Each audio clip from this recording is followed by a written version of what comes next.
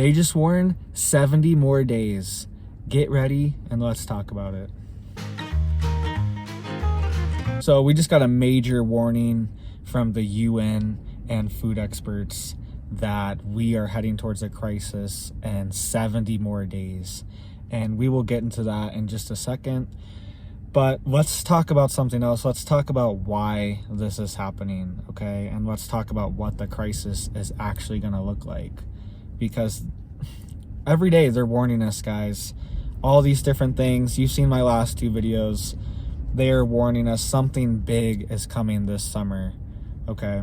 And speaking of the summer, they're warning $6 a gallon gas by the end of this summer. $6 a gallon. So that's for everyone. That's not diesel. That's just average for the nation. By the end of the summer, JP Morgan predicts $6 a gallon. So what effect is that going to have? That's going to affect our food system, the supply chain, goods being transported, farmers planting, them running their tractors, fertilizer prices. All these things are affected when gas prices go up. So this is part of the reason why we're heading towards this 70-day number. Let's talk about this Iowa farmer really quick.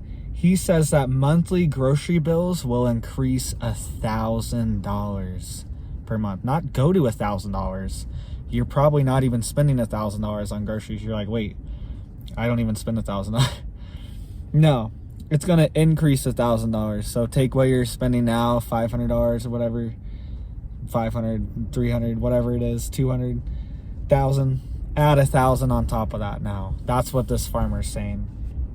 And he said this is due partially to the diesel price increases. Let's get into exactly what he said really quick, and then we'll get to this 70 days, because this guy knows what he's talking about. This is part of the reason why we're barreling towards this. He said, my diesel prices are up, so that's crushing my profit, and my fertilizer prices for phosphorus, nitrogen, and potassium, the 3 key nutrients I need to grow. My crops are up 3 times. So he's saying his prices are up 3 times, 3x.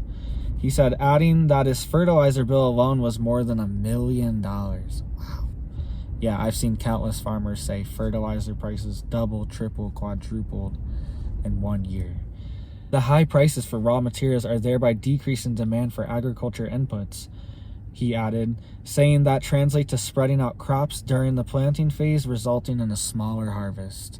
So this isn't just going to be increased prices. This is going to be not enough food is being produced because all these inputs are going up. So they're not going to plant as much. They're not going to fertilize as much. They can't do it all at once. They have to do it in chunks just to have enough money to do it. So he's saying that's going to result in smaller harvest. He said, if you think we're seeing food price spikes right now, I think the food price increases are just starting. And I don't think your grocery bill will be $1,000 a month. I think it may go up $1,000 a month. That's straight from a Iowa corn farmer, guys. And corn affects everything. We've talked about it multiple times. It's the backbone of the meat industry, all the chicken, all the poultry, all the pigs, all the cows. They all eat corn, guys. That's what most of these things are. It's feedlots eating corn all day. If you've ever driven through Nebraska, you've probably smelled a couple feedlots, and they are nasty. You can smell them miles and miles away, guys. You would know if you've driven by one. So yeah, they run off corn though, okay? And if there's not enough, prices go up. If inputs go up, fertilizer and fuel goes up, then the price goes up. It's just all these things are coming together at once. And now we're being warned we only have 70 more days of our grain supply. So the world only has 10 more weeks of wheat left. This is dangerous, guys. We're having delayed harvests. I talked about that in a few videos ago, how the harvest, we're having delayed planting, how the planting is down 30-40% in some states like Iowa and Illinois, which is right next to Iowa. Giant corn producers produce 15% of our corn. They are down. They're not planting right now. Weather conditions, prices, all these things are affecting it right now. This is the quote for you. The world has only 10 weeks worth of wheat left to deal with the crisis, according to Sarah Minker, CEO of Grow Intelligence. This is seismic, Minker said during a special meeting of the UN Security Council. Even if the war were to end tomorrow, our food security problem isn't going away anytime soon without concerted action. So this was somebody talking at the UN Security Council about food. And this meeting was just held this weekend. So on May 19th, the UN had a meeting, and it was conflict and food security, the Security Council. So they're treating this as a security threat. It's not a humanitarian threat. This is a security threat. And they are warning that food insecurity leads to domestic problems, domestic riots, domestic violence, domestic issues. That's what this leads to. And this is what's already happening in tons of countries around the world, because they are already being affected by these shortages right now. And according to this expert, only 10 weeks left to solve this problem. And they said even if we stop now, that's still not good enough. This was a description of the meeting. A sharp increase in global food insecurity threatens to destabilize fragile societies and exacerbate armed conflicts and regional instability. Armed conflicts and regional instability. The Security Council open debate seeks to identify ways to break the cycle of conflict-driven food insecurity. Yada, yada, yada. Provides a way for people to talk and everything. But that's the summary of what the talk's about. They're talking about how food insecurity is going to cause armed conflicts and instability all throughout the world. And guess who wasn't there? Guess what country wasn't there? The big C. They were not at the UN food shortage meeting. They did not participate, and they said it's, quote, not even surprising. This says last year, China gave the World Food Program less than 1/1000th what the United States did. This year, the UN has not cataloged a single humanitarian contribution from China after a paltry 9.2 million last year. So that just goes to show you that they are in for their own interests. And what happened with China too, they told their people to stockpile food last year. I believe it was last September.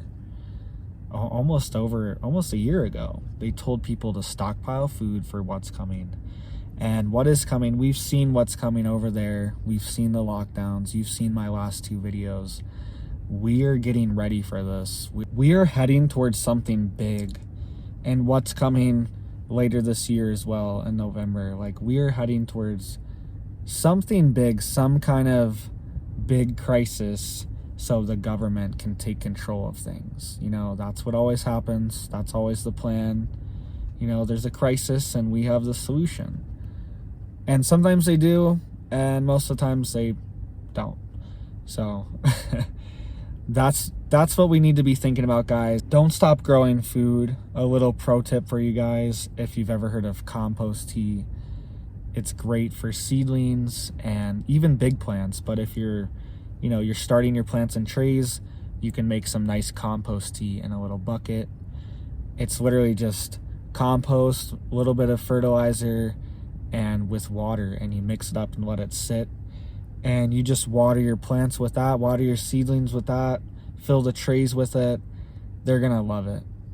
My plants have loved it. Once I did it, they literally grew multiple leaves after doing that. So definitely something to look into if you're having a little bit of trouble with your seedlings, especially some of the bigger ones like tomatoes or zucchini or cucumbers or something like that. They're a little more fertilizer heavy. So look into compost tea. It's something you can't probably use on your whole garden if you have a big garden, but definitely it's great for your seed starts to fertilize them, and that'll give them a nice head start and a nice root system for when you do transplant them. So just a little tip out there. I like to throw practical knowledge out there too for you guys. So check that out. That's something I've used for years. and I love it, and my plants love it too. So let me know what you guys think. We are heading towards 70 days left of the world's grain supply. That's all we have left. That's a pretty scary thought. How are we this advanced as a civilization, but we don't have a bigger stockpile of grain? Like, there's been ancient civilizations that have years worth of grains for their society, you know, because they know there's droughts and there's famines and things like that. They store it for years. So I just don't get why we don't have something like that with 10 weeks. That seems like nothing. So let me know what you guys think. What are you guys doing to get prepared? Are you guys still stockpiling? Are you guys getting your garden going? It's perfect out to get it going. We've been getting a little bit of cold snap. I haven't transplanted anything yet. They say to wait till June here. So it's my first season growing in Colorado. Let me know what you guys think. Is it your first season growing? Is it your 10th season, your 20th, your 50th? Let me know. I love to hear everyone's stories. And you guys have a blessed day. Thank you guys.